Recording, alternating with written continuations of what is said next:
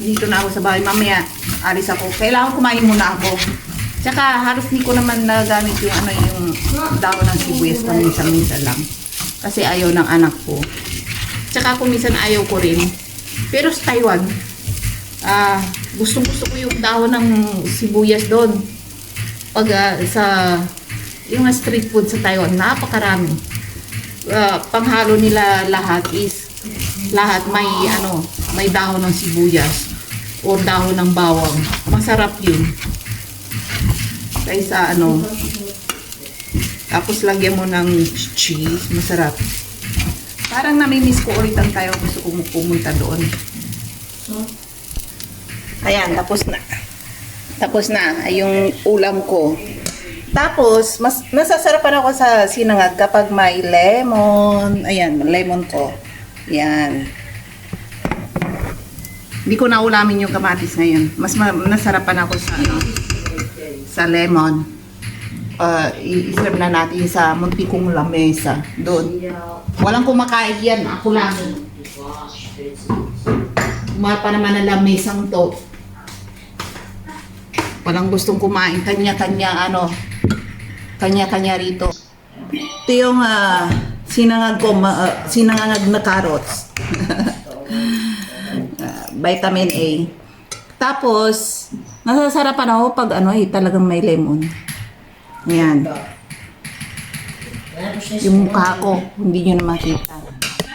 Ayan, nasasarapan ako kapag may lemon. Harap.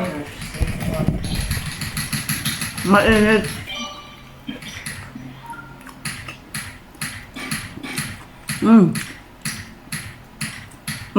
Maasim, masarap.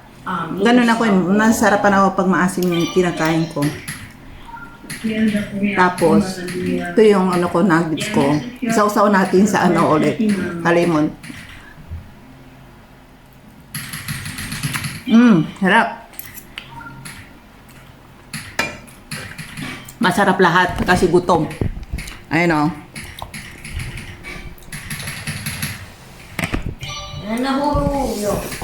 Harap.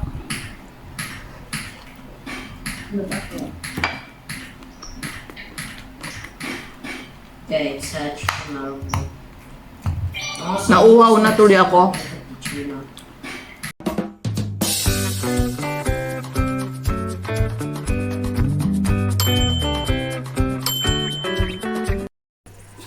Unahin ko muna yung anak ko na pakainin. Ito, masarap to pag nagpriprito ka ng mga gulay, pritong baboy, nuggets, or any na prito. Itong ihalo mo, yung baking, butter. Masarap. Ano yan. Ganyan lang, mura lang to. Tagsa 10, nag-on sale. Kaysa yung mantika na sunflower. Yung maganda rin yung mantika na sunflower kasi ano ba yung yun? At malaki, mura, 36 isang litro. Pero ito walang lasa yun. Ito ganito ganyan. Tapos magpriprito lang ako ng konti. Magpriprito ako, pure na manok to. Para sa anak ko. Ayan. Ganyan lang yan. Ipriprito ko para yan ang pagkain niya. Parang nugget style.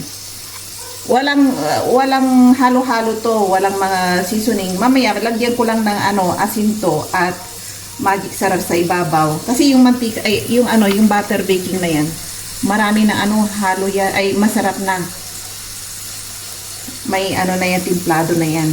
Kasi parang butter yan. Ayan yung pagkain ng anak ko. Ngayon. Tapos, mashed potato.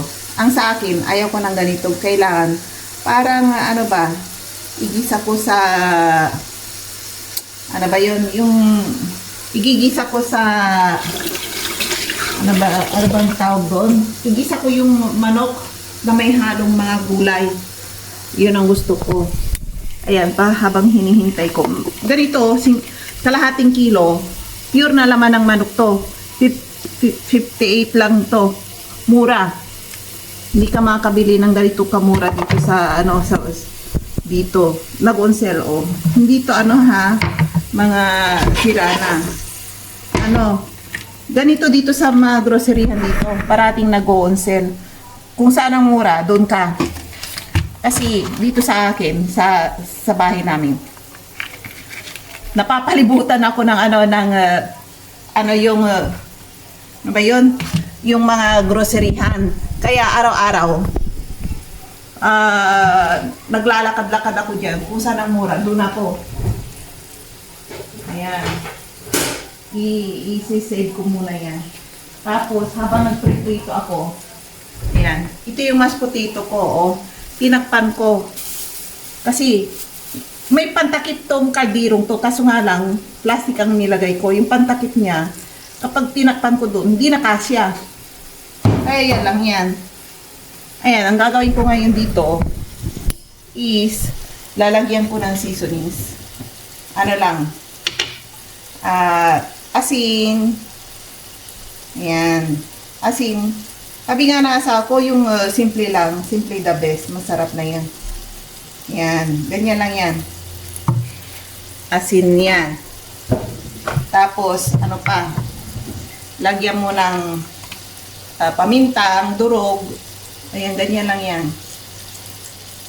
Huwag na yung marami kang ihahalo, halo-haloin mo muna. Ano yan, simple muna, tsaka paminta. Medyo mainit-init ang sa loob ng bahay namin ngayon. Kaya nakapag-short ako. Dati-dati, grabe, hindi ka makapag-short dito kasi supan. Huwag na kayong maglalagay kung ano-anong timpla. Ganyan, asin, paminta, tsaka bawang powder. Tapos iprito nyo lang sa butter. Masarap na yan. Perfect yan. Gayahin nyo ako. Huwag na kayong gumastos kung ano-anong timplado pa yan. Kasi kapag yung iba nilalagyan nila ng breadcrumb or harina, ang ano nito ay medyo nag-iibang timpla, yung bang lasa. Yung bang kung minsan nilagay mo sa ref tapos kinaumagahan, kinain mo, medyo ibang timpla. Malalasahan mo yung breadcrumbs sa loob o di kayang harina. Iba-iba. Kaya mas magandang ganito lang. Ayan o. Ayan. Ayan. Hindi nawaprito yung cellphone ko. Pero, sa anak ko, ano lang yan. Ganyan ang kainin niya. Sa akin, ang gagawin ko is, ano ba yun? Yung rice is life sa akin. Kailangan kong kumain ng rice araw-araw. Kung hindi, nanginginig ako parati pag hindi ako nakakain ng rice. Para bang, hindi ko alam sa inyo kung isang araw o dalawang araw, hindi kayo nakakain ng rice. Gaya niya ako. Adik na adik ako sa rice. Okay, iniisip-isip ko yan kung anong ipapadya ko sa rice parati. Kahit na nagbabakasyon kami sa lugar, o kahit sa Germany or sa foreign kami, any country, dito sa Europe. Bubaw, talaga naghahanap ako ng groceryhan, bibili talaga ng bigas. Tapos, yung sa hotel na tinitira namin, may pwede kang magluto. Kaya, bibili talaga ako ng rice. Sabi ng asawa ko minsan, kahit tayo sa restaurant, wala naman rice. Kung minsan yung ibang restaurant dito, walang rice. Hindi sila nagsaserve ng rice. Yeah, it's for you. So wait. Can I have raw ako? Because isang araw na hindi siya kumain, mag-aalas 5 na. Ayaw niyang kumain, hindi pa raw nagugutom. Ngayon pumunta na siya rito para manghingi ng ulam. Gutom na eh. Ayan. Simple lang ang luto ko Ayan. Natin sa lagayan yan dyan. Ayan, luto na. Pwede na. Ayan o. Ilagay na natin lahat. Pati yung, yung mantika niya. Hindi yan mantika, butter yan. Masarap yan sa, sa mashed potato kapag medyo may butter sa ibabaw. Yun ang mga paborito nila. Ilagay natin. O, tingnan niyo. O, yun. Ang sarap. Ayan. Ayan. Ayan. Simple lang. Kasama pati butter yung pinagprituhan. Ayan. Okay na yan. I-serve na natin. Bigyan na natin doon. Ayan. Ayan. Ayan, baka may nahulog pa. Nahulog pang ano. Ayan o. Yan. Hindi ko mapicturan. Wait, ipicturan natin para may thumbnail tayo. Huwag yung huwag na natin isama tong para yan ang thumbnail ko. Ayan.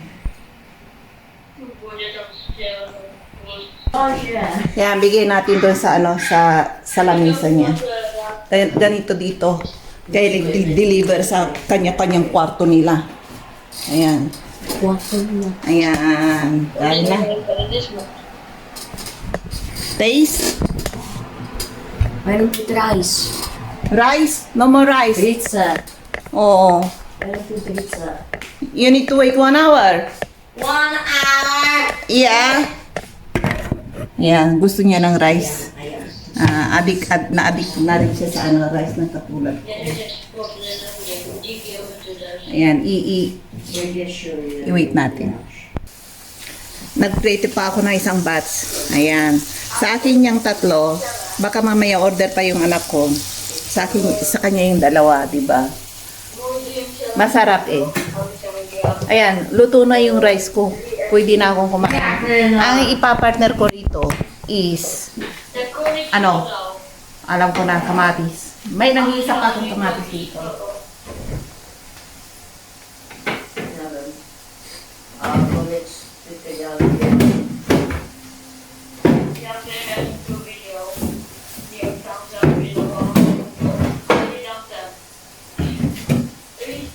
May kamatis pa ako dito.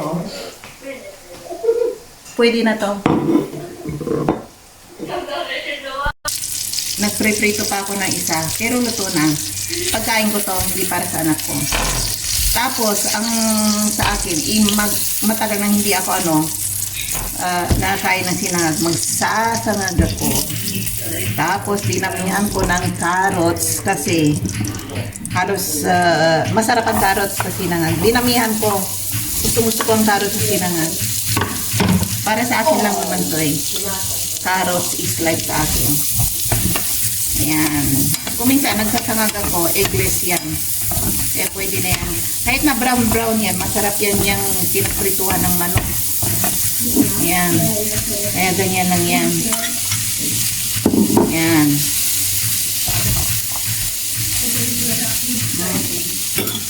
Lalagyan natin ng mais. Ayan. Wait. Lagyan pa natin ng butter kasi kailangan medyo mamantika. Masarap sa sinangag kapag nilagyan nyo ng maraming butter. Masarap yan. Ayan, ganyan lang yan. Ayan yung butter. Pag nagsangag kayo, hindi nyo lalagyan ng mantika. Mas masarap butter ang ilagay ninyo. Mas healthy pa kaysa sa mantika. Kasi pagkatapos nyo kumain ng sinangag na mantika nilagay ninyo, yung bunganga ninyo nagmamantika, kailangan nyo ng hot coffee or ano ba yun? Yung pampaalis ng mga mantika sa bunganga. Mapapakain kayo ng mga matatamis or cold drinks. Yan, ganyan lang yan. Sinangag ni Aling Eugene. Matatawa kayo sa sa timplado ng sinangag ko, no? Maraming carrots. Masasarapan ako sa carrots eh. Yan. Lagyan pa natin ng kikuman. Paubos na yung kikuman ko eh. Punta ulit kami doon sa macro. Sa macro, mga hindi lahat nakakapasok doon na taga-check. Pili lang. Yung mga may business lang, business card, may ipakita mo sa kanila. Kailangan may business ka rito sa Czech Republic bago ka makapasok doon sa groceryhan na yun. Parang Costco style. O di kaya at saka maraming bawal doon. Bawal magdala ng mga baby, yung mga bata. 120 cm pa mga bata, bawal ipasok sa loob. Ito lang grocery. Noong unang panahon, sabi ko, bawal lahat. Nagtataka ako bakit bawal ipasok yung mga bata rito sa groceryhan na yon. Sabi ng asawa ko, hindi ko rin alam. Sabi niya, sa lahat ng groceryhan, pagkakaalam ko, pwede. Kaya kapag nakapasok kayo sa macro, pupunta kayo ng macro at may business card kayo, o nyo dalhin yung mga anak ninyo kung mga bagong salta kayo. Eh kung may bagong salta kayo, basta-basta kayo papasok sa macro without business card na ipapakita ninyo, mag-a-apply kayo doon sa mismong entrance fee. Kailangan nyo na ipakita kung may business kayo rito sa Czech Republic or any country. Hindi ko alam kung tinatanggap nila yung ibang country na business. Ayan. Pero sa Taiwan, alam nyo ba ang dati may macro sa Taiwan, nagsarado. Eh ngayon, nandito na sa Czech Republic yung Costco nila. Ay, macro. Iba-iba. Ayan, patapos na. Huwag sana maprito yung cellphone ko. Ayan, nagugutom na ako. Medyo crunchy pa yung yung kailangan sana may daon ng sibuyas. Ay, tamad na ako bumili. Dito na ako sa bahay. Mamaya, alis ako. Kailangan kumain muna ako. Tsaka, halos di ko naman nagamit yung daon ng sibuyas paminsan-minsan lang. Kasi ayaw ng anak ko. Tsaka, kung minsan ayaw ko rin. Pero sa Taiwan, gusto ko yung daon ng sibuyas doon. Pag yung street food sa Taiwan, napakarami. Panghalo nila lahat may dahon ng sibuyas o dahon ng bawang. Masarap yun. Kaysa tapos lagyan mo ng cheese, masarap. Parang namimiss ko ulit ang Taiwan, gusto kong pumunta doon. Ayan, tapos na yung ulam ko. Tapos, masasarapan ako sa sinangag kapag may lemon. Ayan, lemon ko. Ayan. Hindi ko na ulamin yung kamatis ngayon. Mas nasarapan ako sa lemon. I-serve na natin sa muntikong lamesa. Doon. Walang kumakain yan. Ako lang. Mahal pa naman ang lamesang to. Walang gustong kumain. Kanya-kanya rito. Ito yung sinangag ko, sinangag na carrots. Vitamin A. Tapos, nasasarapan ako pag talagang may lemon. Ayan. Yung mukha ko, hindi nyo na makita. Ayan, nasasarapan ako kapag may lemon. Harap. Mainit.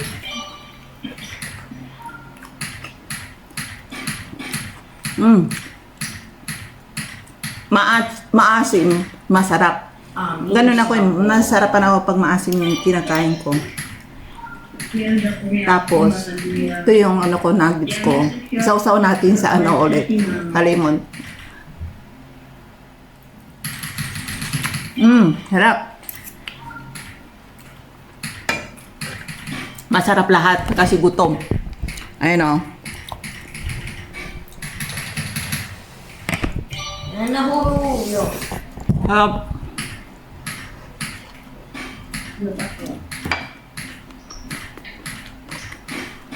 Okay, such Nauuhaw na tuloy ako.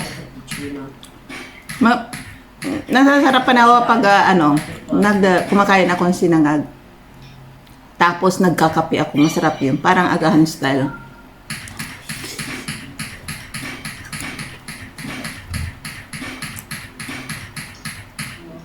Ito. Ito yung nuggets. Help.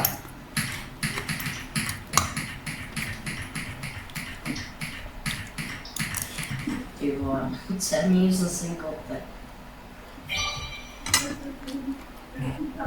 Tapos, yung biril ko. Ito ang paborito kong inumin. Kaya kung bagong salta kayo rito, tikman nyo to. Parang Sprite style. Hindi to alak ha. Parang soft drinks, ganon. Pero alcohol to. Medyo ay pagkalasa ng beer konti. Kaso nga lang, hindi alak to. Parang Sprite. Zero alcohol to. Kaya, lahat pwedeng uminom yan. Kaya yung anak ko ay umiinom yan. Sarap.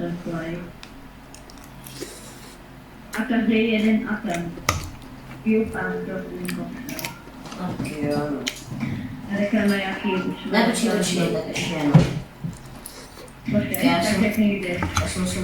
Sarap.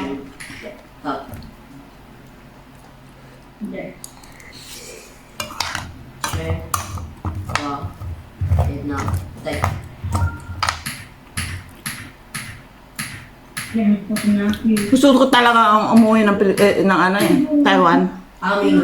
Nitong summer. Hinihintay ko yung yung anak ko na magbakasyon sa school. Hindi pa pwede ngayon kasi may school pa sila. Hindi ko naman yung maiwan-iwanan dito. Niwanan ko yan last year. Kaso nga lang, dinadala niya lahat yung mga classmate niya rito. Yung kaisa-isa kong tea na binili ko sa Taiwan na napakamahal, binasag nila.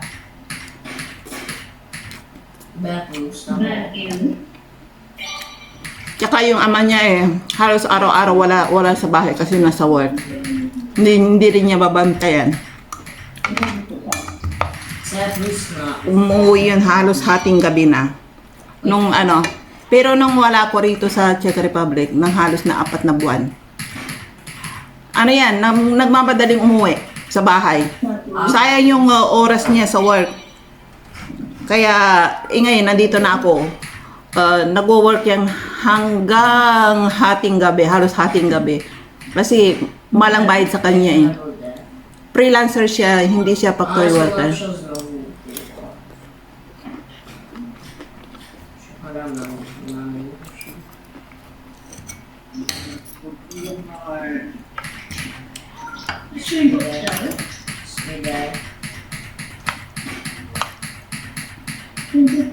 Sarap. Bus na pa po. So, ikaw ka.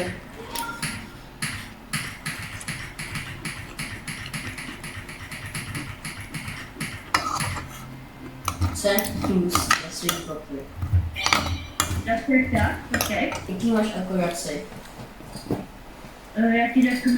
Taas ko ang pako. Sorry, probinsyana ako Ganyan ako Pero pag nandito sa ako, hindi ko ito ginagawa. Nahiya ko. Sen de saçtı. Natakta sa pagkakasya. Ay nako. Kahit nung nasa Taiwan ako, kapag kumakain ako, kasama ko yung anak ko. Hindi ako ganito umuupo. Kasi halos doon sa Taiwan, halos hindi kami nagluluto doon. Hindi uso ang pagluluto sa bahay. Doon, puro kami kain sa restaurant, kain sa labas, umaga, tanghalian, hapunan, yun. araw-araw. Hindi uso ang luto doon kasi ang patakaran ng mga tao doon, mas mura pa raw yung kumain sa restaurant kaysa magluto raw. Ayun. Yun ang balita sa television, sabi ng mga anak ko. Sabi nila, mas mura pa raw kumain sa labas kaysa magluto. Kasi, tama naman nakwenta ko, sa isang tao, may bilihan doon na yung pentang, sabi nila, pentang box. Yung box na puno na ng pagkain, makakabili ka ng 50 lang. 50 sa Taiwanese money yon. Pero sa mga peso yon, mga 60 or 70 yon. Oo. Ayun ang ginagawa namin. Di kayo umorder ka sa Foodpanda delivery. Kasi mura. Di tatlo kami. Super tipid ako. Sabi ko sa mga anak ko, magtipid tayo. Bilhin nyo lahat yung bibili tayo ng pagkain. But, sabi ko nga, orderin nyo yung mga mura. 50 lang ha. Sabi ko ganon. Ganon ang style ko sa kanila. Nagagalit ako pag umorder sila ng mamahalin. Ayan, bunganga ako ng bunganga sa kanila. Ngayon, may kanya-kanya na silang pamilya. Ngayon, pag umorder ako, pasarili ko na lang. Tapos yung mga anak ko, pag umorder, kanya-kanya kaming bayad. hindi porkit nanay kay babayar mo lahat. Kuminsan, nililibre nila ako. Kuminsan, inuuto nila ako raw magbayad. Ayun, gano'n ang style namin.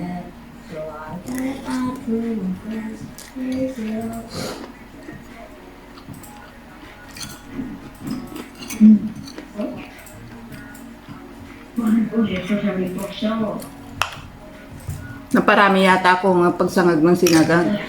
Hindi ko makaya lahat, oh. May tutong pa yan, ha? Tutong ng, nugget. Cheers!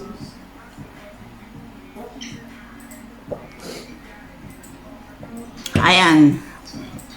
Pero pagdating mo dito sa Czech Republic, bawal yung araw-araw nagre-restaurant ka. Alam niyo bakit? Napakamahal dito. Napakamahal ng pamumuhay dito. Pero affordable sa lahat ng European. Czech ang pinakamura na bilihin. Kaya yung mga taga-German, dumadayo pa rito. Kasi malapit lang kami sa border dumadayo pa rito para mag-grocery or kumain sa restaurant. Kasi affordable para sa kanila yung pagkain nila rito. At kumisan, dito sila naninirahan, nagre-rent sila ng apartment. Kasi allowed naman sila, kasi European. Kahit saan sila tumira sa Europe, pwede, hindi na hahanapan ng maraming ID.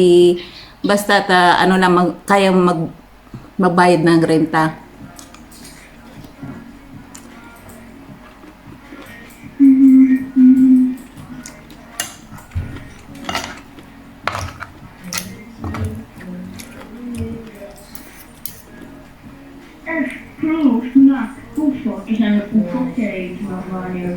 Tapos,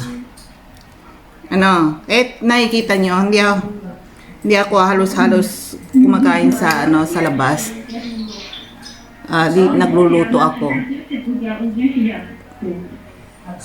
Kasi yung mga bill dito, napakamahal. Lahat napakamahal.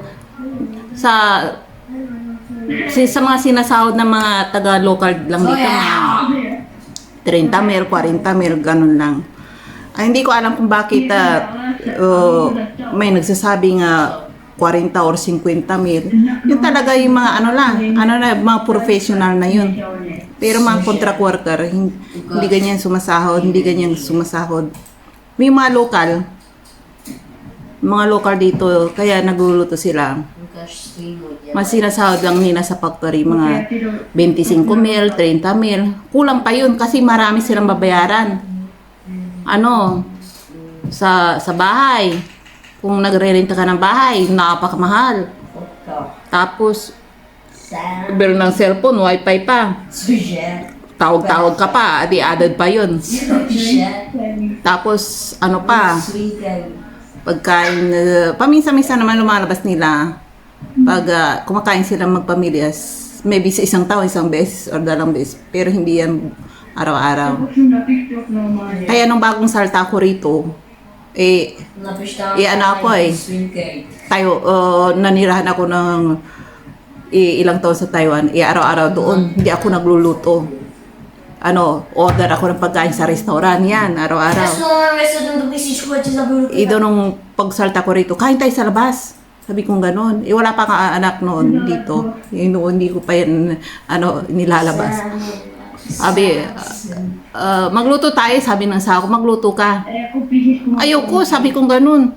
Kain tayo sa labas. Kasi tamad ako magluto bang nakasanayan ko yung bumili sa labas. Umaga, tanghali, hapunan. Ganun kami doon sa Taiwan. Umaga, hapunan, tanghalian. Kumakain kami sa labas ng mga anak ko.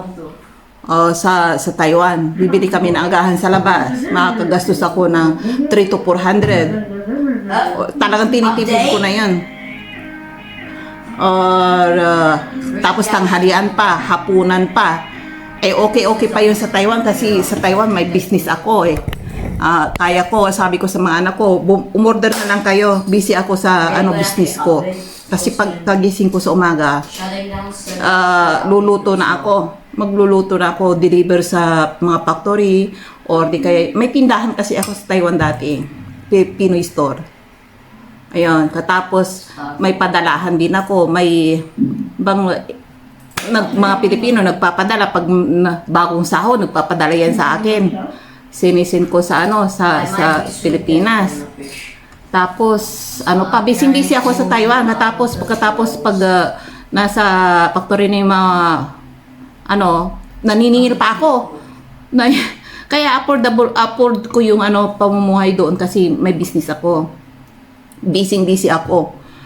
Kung saan ako hindi ako mapakali sa isang araw. Kailangan may income ako sa isang araw. Kasi tingnan niyo naman yung pamumuhay namin. Sa anak ko, umaga bili ng agahan. Tanghalian, bibili ulit. Hindi sila nagluluto. Hindi ako makapagluto para sa kanila kasi busy ako sa business ko. Tapos, gabi, hapunan ulit. Bibili ulit sila. Kailangan kumita ng triple or 10 times sa isang araw. Kung ano-anong binibinta ko doon.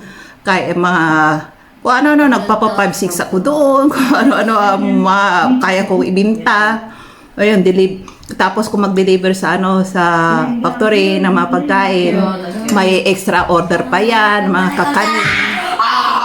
Ayan, kung ano-ano binibinta ko. Kung ano-ano binibinta ko, basta magbayad sila sa akin. Kuminsan nakipag-away pa nga ako pag hindi sila nagbayad kasi siyempre iniisip ko rin yung kalagayan ng mga anak ko. Kailangan kong buhayin ko rin sila kapag mga Pilipino naman sabihin nila hindi raw sila makapagbayad kasi magpapadala raw sila, may sakit ang nanay niya gano'n na lang dahilan nila parate. Sabi ng isang Pinay din na kaibigan ko. Ganyan na lang dahilan niya parati. Isang taon na halos sasabihin niya may sakit yung nanay niya. Ano ba yan talaga? Tapos mahigitan mo na lang yung Pilipino. Nagpa-birthday, hindi doon sa tindahan mo, doon sa kabilang tindahan pa. Naghanda siya ng halos 20 mil. Tapos makikita mo, cellphone niya is Apple pa, sasabog talaga yung galit mo, hindi makabayad-bayad sa'yo. Tapos mag-birthday, halos lahat ng tao sa kumpanya na inimbita niya. Sabi ko sarili, walang hiya ka rin, Sabi ko ganun.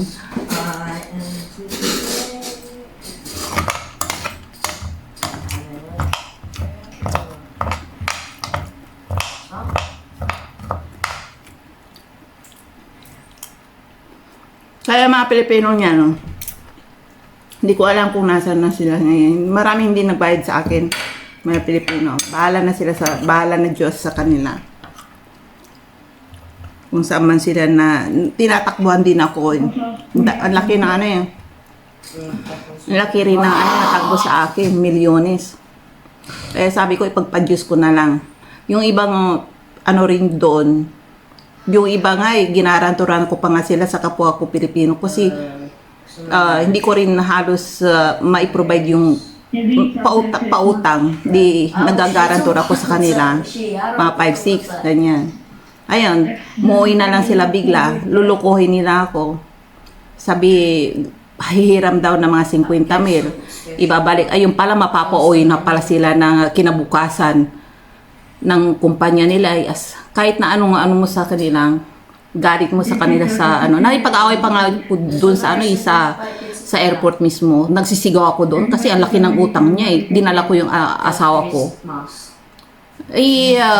Kahit na anong mo doon, talagang kapalan na ng mukha eh.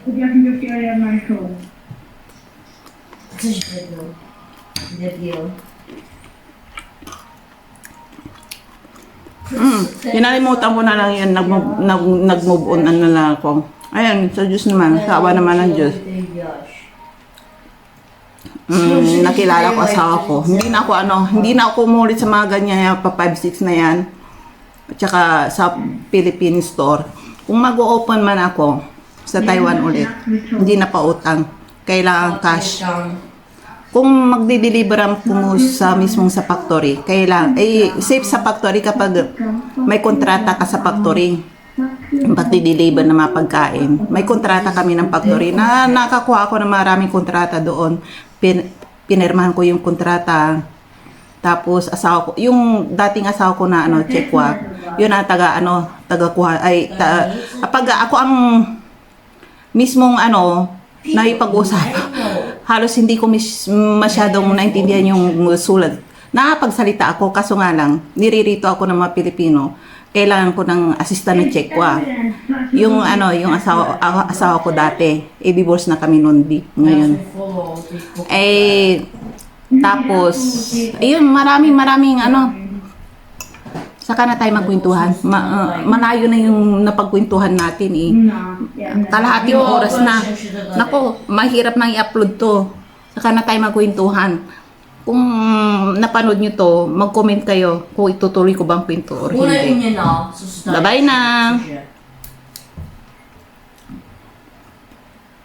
Next Jolene ba? I'll have to choose as Dalshino. I'll put up sa Dalshi Chika. Nej, vi ska göra det. No. Vi ska göra det. No. Så, heki. Och en boll. Bimbo. Nanya sito. Listen up sa Wave Curry.